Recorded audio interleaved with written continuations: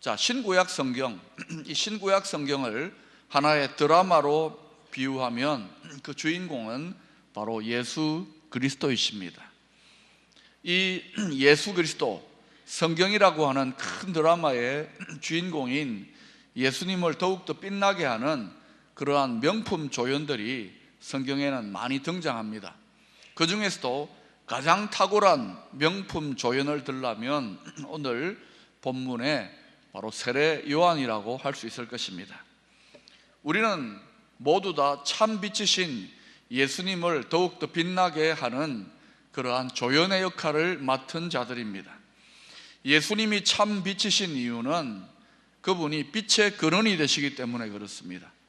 스스로 빛을 발하고 또 창조적인 빛이기 때문에 그렇습니다. 예수를 믿는 성도들은 예수님으로부터 나오는 참 빛을 받아서 그 빛을 받아서 반사하는 역할을 하는 것입니다. 우리 믿는 성도들이 주님의 참 빛을 받아서 잘 반사하면 할수록 참 빛이신 주님의 영광이 더 환하게 빛이 나게 되는 것입니다. 이를 위해서 주님께서 우리에게 요구하시는 성품이 있습니다. 그것은 바로 거룩이라는 성품입니다. 이 거룩은 하나님에게 속해 있는 성품, 신의 성품이라고 할 수 있습니다. 베드로전서 1장 16절에는 이런 말씀이 나옵니다. 기록하였으되 내가 거룩하니 너희도 거룩하라 거룩할지어다 하셨느니라. 우리가 거룩해야 하는 이유는 우리가 거룩할 때에 비로소 환하게 주님의 빛을 반사할 수 있기 때문에 그렇습니다. 특별히 올해 2017년은 종교개혁이 일어난 지 딱 500주년이 되는 해입니다. 아주 의미 있는 해입니다. 그래서 우리 교단적으로나 우리 교회적으로 목회의 주제, 교회의 주제를 거룩에 맞추고 있습니다. 그래서 정해진 교회 표가 여기에 적혀 있듯이 다시 거룩한 교회입니다. 한번 따라 하십시다. 다시 거룩한 교회. 거룩은 깨끗한 속성을 가지고 있습니다. 그리고 거룩은 세상과 구별되어지는 특징을 갖습니다. 마태복음 5장 14절은 성도에 대하여 이렇게 정의하고 있습니다. 여러분 읽어보십시다. 시작. 너희는 세상의 빛이라. 산 위에 있는 동네가 숨겨지지 못할 것이요. 왜 성도에 대해서 그냥 빛이라고 하지 아니하고 세상의 빛이라고 할까요? 그것은 성도의 사명이 뭐냐면은 이 세상에 빛을 발하는 그러한 역할을 해야 하기 때문에 세상의 빛이라고 하는 것입니다. 왜 성도가, 교회가 이 세상을 향하여 빛을 발해야 하느냐면은 이 세상은 죄로 인하여 오염되어져서 어두워지고 부패해져 가는 특징을 갖고 있기 때문에 그렇습니다. 여러분, 역사를 보세요. 어느 한순간도 이 세상 속에 어두움과 부패의 소식들이 없었던 때가 없었습니다. 이 세상은 그냥 내어버려 두면 무질서와 어둠과 혼란으로 빠져들 수밖에 없는 것이 이 세상입니다. 물리학자들은 이것을 엔트로피라고 하는 개념으로 설명하기도 합니다. 엔트로피가 증가된다, 다시 말하면 무질서와 혼돈이 증가되므로 이 세상은 이렇게 망하는 길 쪽으로 나아간다, 이렇게 과학적으로 설명하기도 합니다. 로마서 8장 19절 이하에 의하면 이 세상의 모든 피조물들이 죄로 인하여 함께 탄식하며 고통하고 있다고 설명합니다. 따라서 어둠과 부패로 인하여 고통하고 탄식하는 이 세상은 간절히 무엇인가를 기다리는데 그것은 다름 아닌 구원의 손길, 하나님의 구원을 기다리고 있습니다. 하나님의 창조 질서, 이 창조 섭리 속에서 고통하는 이 세상은 하나님의 구원의 통로가 되어지는 성도들, 교회를 향하여 간절하게 무언가 기대를 하고 있는 것입니다. 이 세상은 원하든 원하지 않든 교회를 향하여, 성도를 향하여 기대하고 있습니다. 그 기대가 뭐냐면은 제발 너희들이 하나님의 빛을 좀 발해서 썩어져가는 이 세상을 밝혀달라, 어두워져가는 이 세상을 밝혀달라, 이렇게 기대하고 있는 것입니다.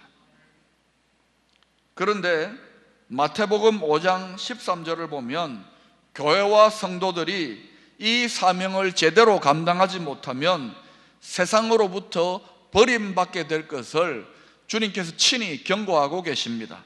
여러분이 읽어보십시다. 시작. 너희는 세상의 소금이니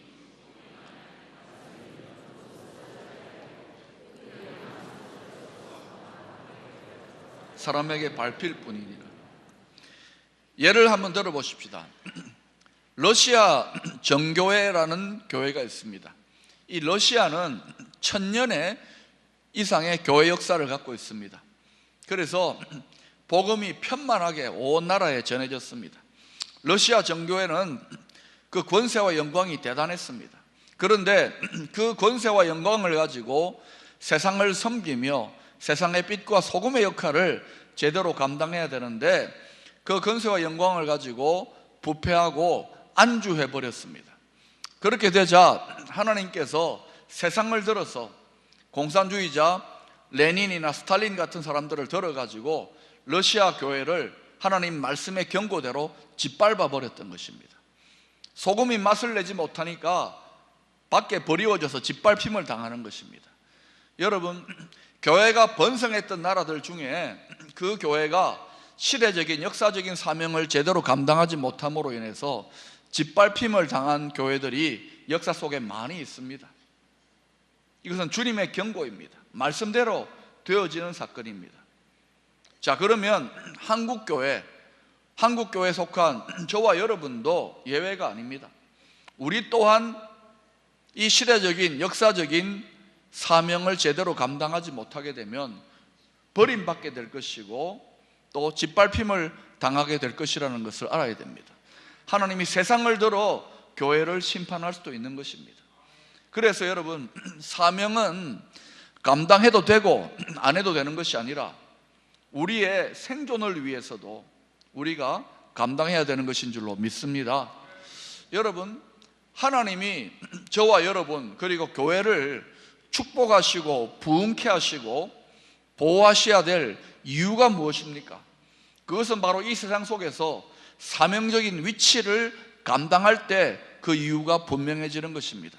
그래서 사명을 제껴놓고 복 주세요, 또 인도해 주세요, 응답 주세요, 그렇게 기도하는 것은 기복적인 신앙인 것입니다. 사명을 감당하면서 축복을 구하고 사명을 감당하면서 지혜를 구하고 사명을 감당하면서 응답을, 보호를 구할 수 있기를 축원합니다. 선교사님들 중에는 다는 아닙니다만 정말 보기에 가까이 이렇게 살펴보면 진심으로 행복해하고 즐거워하는 분들이 있습니다. 힘들고 어려운 선교지에서 정말 많은 스트레스와 고통 속에서 사역을 감당하는데도 진심으로 행복해하고 즐거워합니다. 그런데 이런 분들의 특징이 있다면 자신이 주님께로부터 받은 이 선교적 사명에 대하여 뚜렷한 확신, 분명한 확신을 갖고 있다는 것입니다. 이런 분들은 정말 복음의 사명을 즐거워하고 또 누리고 있습니다. 그래서 이들이 전하는 복음, 거기에는 영적인 매력, 인격적인 매력이 나타납니다. 그냥 말로만 예수 믿으면 좋습니다, 예수 믿는 것은 복음입니다, 복된 소식입니다, 말로만 전하는 것이 아니라 그들이 복음을 먼저 받은 자로서의 행복과 즐거움과 삶의 모습을 이렇게 그 분위기를 통해서 전달해 주니까 거기에 매력이 있어요. 그래서 사람들이 이끌려 들어오게 되는 것입니다. 로마치아에서 초대교회는 많은 핍박과 어려움을 겪었습니다. 순교자들도 많이 나왔고 당시에 예수 믿는 것은 고통을 전제로 해야 되는 것이었습니다. 그런데도 로마치아에서 여러분 알듯이 교회는 계속해서 번성해 갖고 성도들의 숫자는 늘어갔습니다. 왜 그런 일이 일어났을까요?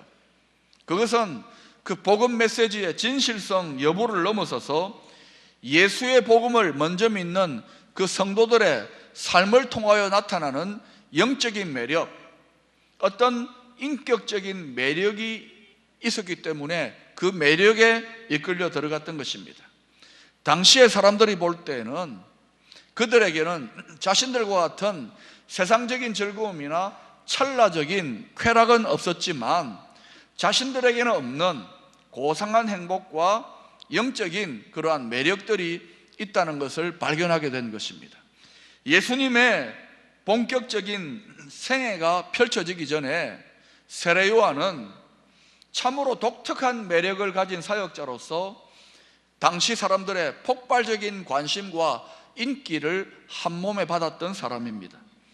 세례 요한이 활동하던 당시의 유대 사회는 처음부터 끝까지 종교적인 사회였고 하나님 중심의 사회였고 율법 중심의 사회였습니다. 그런데도 그 유대 사회는 영적인 생명력이 없었고 어두웠고 부패했습니다. 딱딱하게 굳어진 종교적인 형식만 남아 있었던 것입니다. 껍데기만 남아 있었던 것입니다.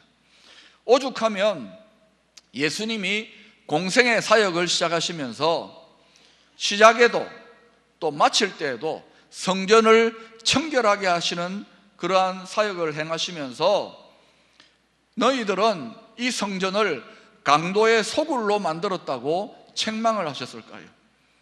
당시에 부패한 제사장들은 자신들의 이득을 챙기기 위하여 성전을 중심으로 소위 말하는 종교적인 비즈니스를 하고 있었습니다.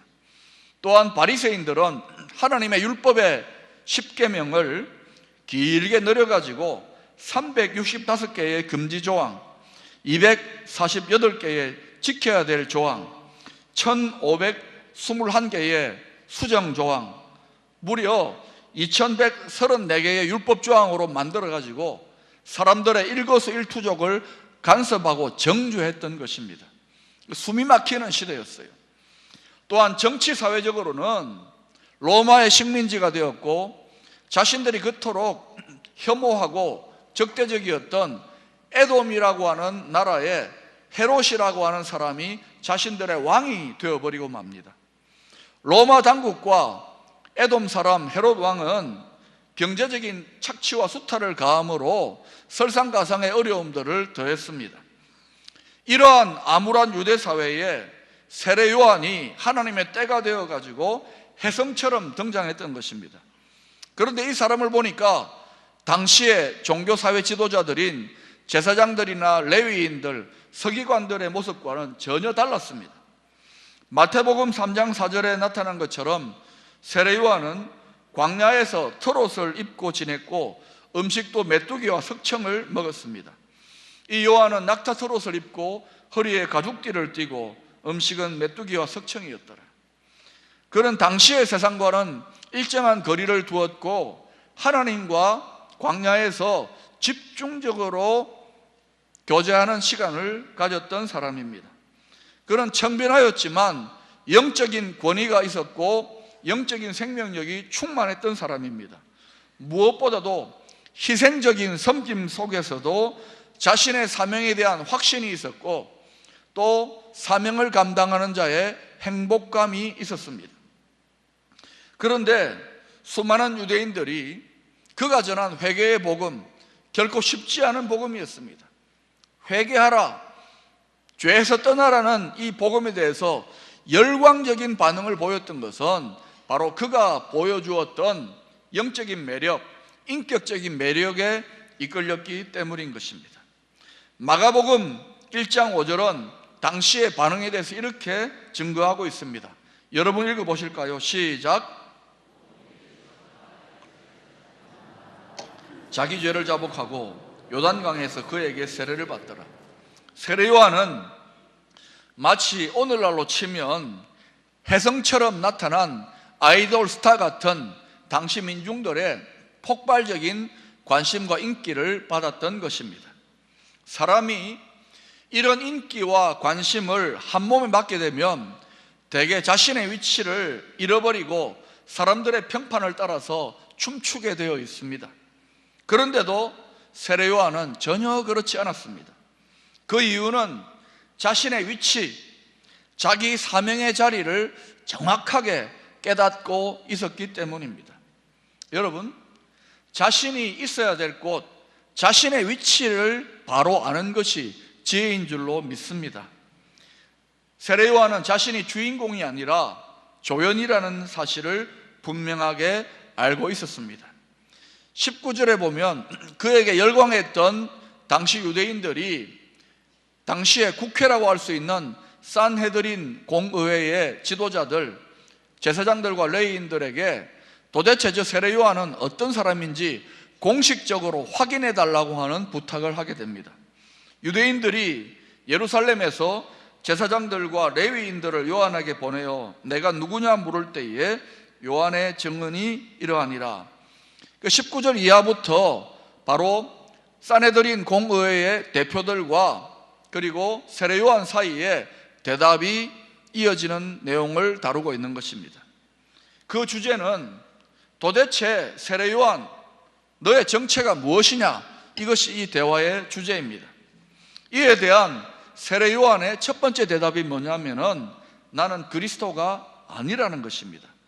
왜냐하면 당시에 유대 사회의 백성들은 그 암울한 시대를 밝혀주고 구원해줄 메시아, 곧 그리스도를 대망하고 있었습니다. 바로 그러한 때에 이 세례 요한이 폭발적인 사람들의 관심을 가지고 광야에서 나왔습니다. 이 기묘한 선지자가 혹시 자기들이 기다리던 그 메시아가 아닐까 생각했던 것입니다. 요한은 자신에게 반응을 보이는 당시 유대인들의 생각을 잘 알았습니다. 그래서 산헤드린 지도자들이 당신이 정체가 무엇이냐고 묻자마자 드러내놓고 하는 말이 그 첫 마디가 나는 그리스도, 다시 말하면 당신들이 기다리던 메시아가 아니라고 대답했던 것입니다. 그러자 이어지는 질문이 21절에 소개되고 있습니다. 또 묻되 그러면 누구냐? 네가 엘리야냐? 이르되 나는 아니라. 또 묻되 네가 그 선지자냐? 대답하되 아니라. 왜 이런 질문과 대답이 이어지고 있는 것일까요? 당시의 유대인들은 구약 성경 말라기서 4장 5절 6절을 통하여 엘리야가 다시 이 땅에 나타나리라는 기대감이 있었습니다. 실제로 누가복음 1장 15절에 의하면 세례 요한이 태어날 것에 대해서 천사들이 요한의 아버지 사가랴에게 알려줄 때에 그가 엘리야의 심령과 능력으로 주님 앞에 와서 사역하게 될 것을 예언하고 있는 내용을 볼 수 있습니다. 그렇게 본다면 세례 요한은 그 시대의 엘리야가 맞습니다. 그런데도 요한이 자신이 아니라고 한 것은 그럼에도 불구하고 본인이 실제로 엘리야 본인은 아니기 때문에 아니라고 한 것입니다. 그 다음에 그들은 세례 요한에게 이렇게 묻습니다. 그러면 네가 그 선지자냐? 이 질문 또한 구약의 신명기 18장 15절 18절에 근거한 예언에 대한 말씀 때문에 나온 질문입니다. 성경에 정통했던 유대인들은 신명기 18장에서 하나님이 모세와 같은 선지자를 일으킬 것이라고 하는 그러한 말씀이 있습니다. 그 질문을 근거로, 그 말씀을 근거로 이런 질문을 하고 있는 것입니다. 그런데 그 문맥을 살펴보면 신명기 18장이 예언하고 있는 그 선지자는 모세라기보다는 바로 메시아 그리스도를 말하고 있는 것입니다. 이에 대한 요한의 대답 역시 나는 그 선지자가 아니라고 답했던 것입니다. 그래서 그들은 22절에서 그렇다면 너 자신이 네가 누구인지를 스스로 답하라고 그렇게 묻고 있습니다. 이에 대한 요한의 대답이 23절에 나오고 있습니다. 여러분은 읽어보십시다. 시작. 이르되 나는 선지자 이사야의 말과 같이 주의 길을 곧게 하라고 광야에서 외치는 자의 소리로라 하니라. 세례 요한은 광야에서 하나님의 말씀을 묵상하고 기도하던 중에 700년 전에 기록된 이사야서 말씀, 특별히 이사야 40장 3절의 말씀을 통하여 자신이 이 땅에 온 이유가 무엇인지를 깨닫게 된 것입니다. 그것은 메시아의 길을 예비하는 광야에서 외치는 자의 소리라는 것입니다. 하나님의 말씀을 통하여서 자신의 사명이 무엇인지를 분명하게 깨달았던 것입니다. 그래서 그는 사람들의 관심이나 평판에 따라서 춤추지 아니하고 묵묵히 자신의 사명에 온전히 몰두했던 것입니다. 요한의 이 자기 이해 중에서 자신을 소리라고 한 것에 주목해 보십시다.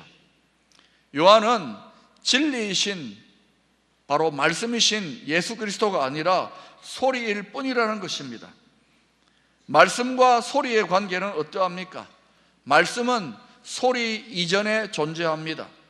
그리스도는 태초부터 진리이신 말씀으로 존재했습니다. 소리는 단지 말씀이 알려지는 단순한 도구에 불과할 뿐입니다. 소리인 세례 요한의 사명은 자신을 드러내는 것이 아니라 말씀이신 그리스도를 드러내는 것입니다. 말씀은 소리가 잠잠해진 후에도 계속 존재합니다. 요한의 소리는 그의 죽음으로 잠잠해졌지만 말씀은 영원히 존재하는 것입니다. 실상 세례 요한은 예수님보다 6개월 먼저 태어난 예수님의 친척 형님뻘이 됩니다. 왜냐하면 세례 요한의 모친이 마리아와 친족 관계에 있었기 때문입니다. 그리고 그는 지금 예수님보다도 먼저 공생의 사역을 시작했고 폭발적인 인기와 관심을 한몸에 받고 있습니다. 그런데도 그는 우쭐대기보다는 자신의 사명적 위치를 분명히 알았기 때문에 그의 마음은 태풍의 눈처럼 평안하고 고요했습니다. 세례 요한은 이어지는 유대 지도자들의 질문에 대해서 26절 27절에서 이렇게 대답합니다. 요한이 대답하되 나는 물로 세례를 베풀거니와 너희 가운데 너희가 알지 못하는 한 사람이 섰으니 곧 내 뒤에 오시는 그이라. 나는 그의 신발끈을 풀기도 감당하지 못하겠노라 하더라. 이 신발끈을 푸는 일은 당시 사회에서 노예들이나 감당하는 일이었습니다. 유대 랍비들의 격언에 의하면 제자가 스승을 위하여 해야 될 일 중에 신발끈 매는 일 말고는 무엇이든지 다 하라, 이런 말이 있을 정도입니다. 다시 말하면 세례 요한은 예수님의 종이 될 자격도 없다라고 스스로 이렇게 말했던 것입니다. 이것은 세례 요한의 겸손을 나타낼 뿐만 아니라 그가 예수 그리스도가 얼마나 크고 존귀한 분인지를 깊이 깨닫고 있다는 증거가 되는 것입니다. 하나님께서 창조하신 사람이 가장 아름답고 온전한 모습으로 이 세상에 존재할 때가 바로 자기 자신의 사명의 자리를 지킬 때입니다. 세례 요한은 명품 조연으로 주인공이신 예수님을 더욱더 빛나게 하는 자신의 사명의 자리를 일생 동안 잘 지켰습니다. 우리에게도 하나님께서 원하시는 사명의 자리가 우리 각자에게 다 있습니다. 하나님의 말씀을 깊이 묵상함을 통하여 각자의 사명에 대하여 하나님께서 주시는 깨달음이 풍성할 수 있기를 축원합니다. 2017년 우리 모두는 하나님께서 주신 사명을 잘 감당함으로 말미암아 그 사명을 감당하기 위하여 축복도 받고 보호도 받고 인도도 받고 응답도 받게 될 수 있기를 축원합니다. 사명 안에서 행복하고 선한 영향력을 나타내는 삶의 주인공들이 될 수 있기를 축원합니다.